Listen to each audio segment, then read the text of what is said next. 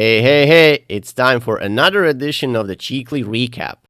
I'm your host Csomm, and I'm here to go a bit deeper into the topics that I've covered in my shorts. The footage behind is from the game Diablo 4. Let's get this show on the road.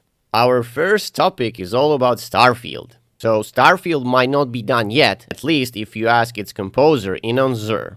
In a recent interview, he said he genuinely believes the game will one day be seen as legendary, arguing that the lukewarm reception at launch wasn't because the game failed, but because players simply weren't ready for what it was trying to do. He points to Todd Howard as a visionary whose ideas often take time to fully click with audiences, suggesting that Starfield could follow the same path as Bethesda's older titles that grew in reputation over time. Unfortunately for Mr. Zur, the reality right now is a bit less flattering. If you remember, the game launched to mixed reactions and still hasn't reached the cultural or critical impact of something like Skyrim. So what he's really trying to say that Starfield isn't misunderstood garbage, and to be honest, I would never classify that game as garbage. He is saying that it's potentially a slow burn. The question is whether players will actually come back around to it, or if this is just wishful thinking from someone close to the project. And I would say that the latter is true, because he seems to be biased as fuck. I don't know how slow burn the game needs to be in order to people figure out whether or not it's okay or not okay, or in other words, whether it makes you feel fun or you're just bored to death. But it's very obvious that Starfield has a lot of issues, and even if you look at the game objectively speaking, there are certain things that absolutely make no sense whatsoever. My favorite one is you doing New Game Plus, where the whole game is absolutely the same. The only thing that you do is you transfer your armor, weapons, and your skill points and all that good stuff. But then you remember that in this game, you have now become a Starborn, and you have deep knowledge about the game, the plot, the characters, the world. You're basically playing with cheats. And why not use that knowledge to push the story forward? I've said many times that this is such a missed opportunity that they didn't introduce these things in the game, and all we had left was, one dialogue option, and that's about it. And that dialogue option works only when you're trying to save your bodies from the lodge. The rest is just like, an interesting remark, and people kinda get a bit confused by what you're saying, like you're on drugs or something like that, and then you move forward. And I'm not gonna even go with issues like loading screens, empty planets, mediocre plot, or stuff like that. This story has a continuation, and that's basically Bethesda saying that you should kinda tone down a bit, don't overhype things, because after Inon Zur said that people weren't ready, Bethesda responded in a more cautious, slightly tongue-in-cheek way, trying to cool things down. They pretty much said that he isn't wrong, but they let the narrative exist just without doubling down aggressively. So even there you can kinda see that they're not very comfortable, because deep down they know what they made. There's no two ways about it. They just don't wanna overhype things even more. Not to mention with the recent update that I think already released, they specifically said that if you don't like Starfield's formula from the get-go, this new update is not going to be Starfield 2.0, we're just going to refine certain things. And to be honest, that's the best thing that they can do, because changing the whole game, especially how the planets work in terms of them being barren and filled with different points of interest, that's basically making a different game. So the best thing that you can do is try to support the game, fix things that are inherently bad or they are not really logical, and then allow players to kinda come back in and see from a different point of view with all these fixes implemented. I could try to see what they did, but as far as I'm concerned, I have already been exposed to the Starfield experience, and there is a very unlikely chance for me to go back and see what they did. Not because I don't have the saves, I do have the saves, but I just don't see any point. But also, I would like to try the game from scratch, because I already have a save, like I said, where I'm so overpowered. I think I'm level 250 or something like that. So trying it from the fresh perspective would be the way to go, but then I ask myself, do I have the time to do this? There are other projects that I want to do. So yeah, maybe in the future where I have absolutely nothing to do, I would go and sink 60 hours in Starfield and then see what happens. However, it's very unlikely, but you know what they say never. Speaking about never say never, there has been a significant development when it comes to Subnautica 2 situation. Now, I made several shorts because stuff was coming out like there's no tomorrow, so I'm gonna try to make some kind of a summary what was happening in that particular situation. So the first big news was that a Delaware judge ruled that Krafton wrongfully fired Ted Gill, CEO of Unknown Worlds Entertainment, and now Gill has been reinstated and will regain authority over the game's early access launch while the legal battle between the studio founders and Krafton continues.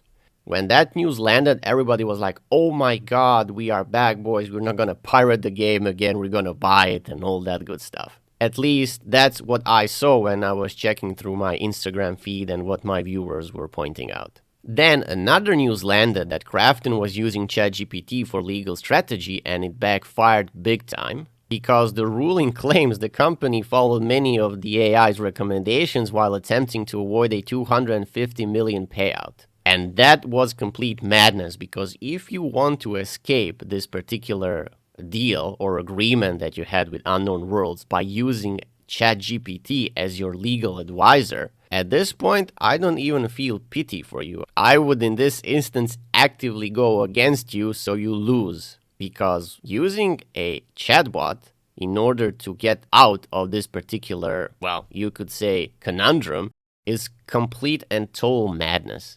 And the next story was all about Subnautica 2 hitting early access in May after Krafton backed down based on the lawsuit that I already explained to you guys. The publisher basically signaled a shift in tone, stating that it will work with reinstated CEO Ted Gill as development continues at Unknown Worlds Entertainment. And finally, after all this happened, when the court reinstated the original CEO, Krafton allegedly announced a release date without his approval, and now things are escalating again. Because apparently, as far as Krafton is concerned, they did this before, but the CEO that was reinstated says that from that particular date, when he was reinstated, he is the one that's making all the decisions, and now Krafton basically undermined him, or rather undermined the potential $250 million payoff. So at this point, it's safe to say that this whole situation is just a huge shit show. There's no two ways about that. I did make a video about this whole situation where I kinda went through all the details, what was happening, so I get up to speed, and then this basically blew up. But before all of these things blew up, I made a prediction, or rather I chose that I should support the original developers because it made sense to me that all what they were saying is true in comparison what Krafton was claiming. So I reckon I made a good call, which kinda makes me happy. And now you can actually see that everything they were claiming is absolutely 100% accurate in comparison what Krafton was trying to do. How will this situation end? Pretty much depends on the player base at this particular point. Why? Well, if the player base decides to support the developers, that is the original developers, not the publisher, then they will have a lot of pre-orders, they will have a lot of early access copies sold. And that potentially will give the developers that $250 million payoff. But then we have another problem, which is, if you support the developers, you are indirectly supporting the publisher. So what do you do in this particular situation? Well, as far as I'm concerned, I would still go and support the developers, because no matter how you look at it, even if the publisher gets some money from all that particular situation, they will still have to pay $250 million, which, when you look at the things as a whole, it's a win. So I reckon the best course of action is to go and buy the game. Will the people do that? Or will they be conflicted what to do and how to approach the situation? Well, only time will tell. If the intentions of developers are clear in this particular sense, which is that they will going to give this money to all of their employees, so share the booty, so to speak, then everything is going to be amazing, and these people who are working their ass off are probably going to be a bit more happier than they are. But yeah, this whole situation with Subnautica 2 is completely mental. I don't think this should have been the case at all if the publisher wasn't greedy fuck as they are.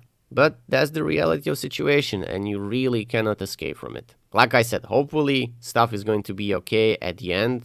And let's hope that this shit never happens again. Not only for Subnautica 2 developers, but the general situation in the industry, so to speak.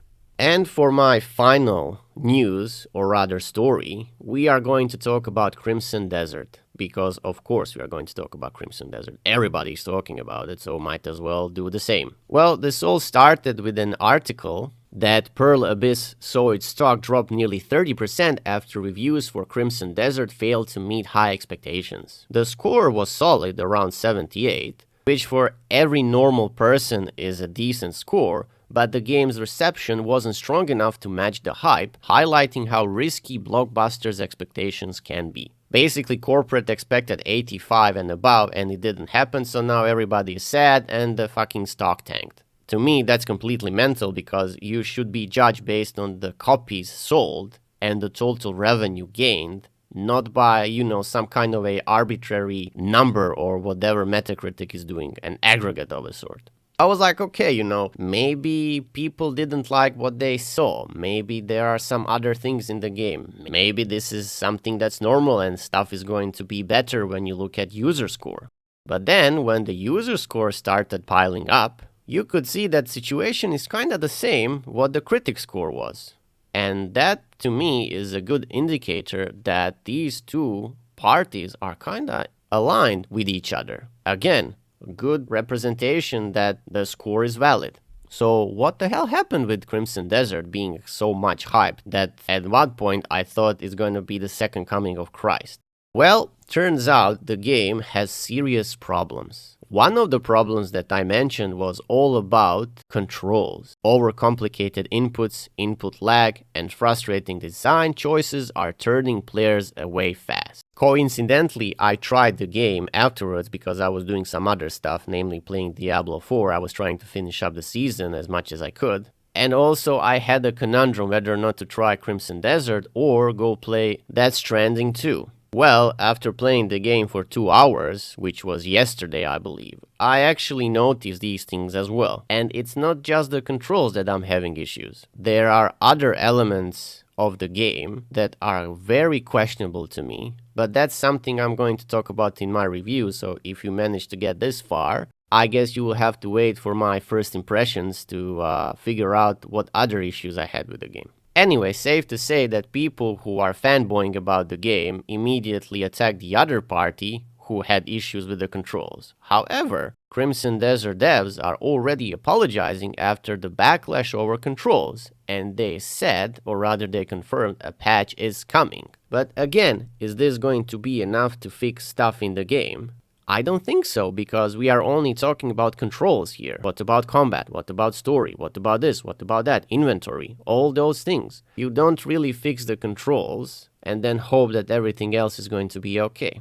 So, what to do with this particular game? Should you wait till they patch the shit out of it, or you get exposed even more and then try soldiering through hoping that you will get used to controls, and then after 7-8 hours of playing, at least according to some reviewers, the game opens up and everything is, rainbows and sunshine? I don't know, because first impressions matter, and if you feel that you're not vibing with the game immediately, then I don't think there is a good chance you will be coming back unless something major happens, in a sense that they put a patch or they fix things or whatever else you can conjure in your mind. I have decided that I will go more in the game, as in play it more and see what happens and figure out whether or not there are more issues, or maybe I will get over the issues and essentially vibe with the game. But knowing myself, I think I'll probably get annoyed more or something along the lines. Anyway, I'm keeping my mind open as much as I can because it would be a shame not to dig deeper in that game, but at the same time, it would also be a good idea to let go, because I don't want to scar myself more and start to hate the game when there is a good chance that things might be better in the future, provided that I don't really like what I'm seeing in those initial couple hours. One thing is for certain, I definitely did not expect that this game is going to be so divisive, and I really hope that I would have something that I can lose myself in for 100, 200 hours, doesn't matter. But apparently the reality of situation is what it is, and I definitely look forward seeing how the development around this game is going to transpire. And that's basically it when it comes to the news that I covered this week. Thank you very much for watching, and as always, I encourage you to leave comments.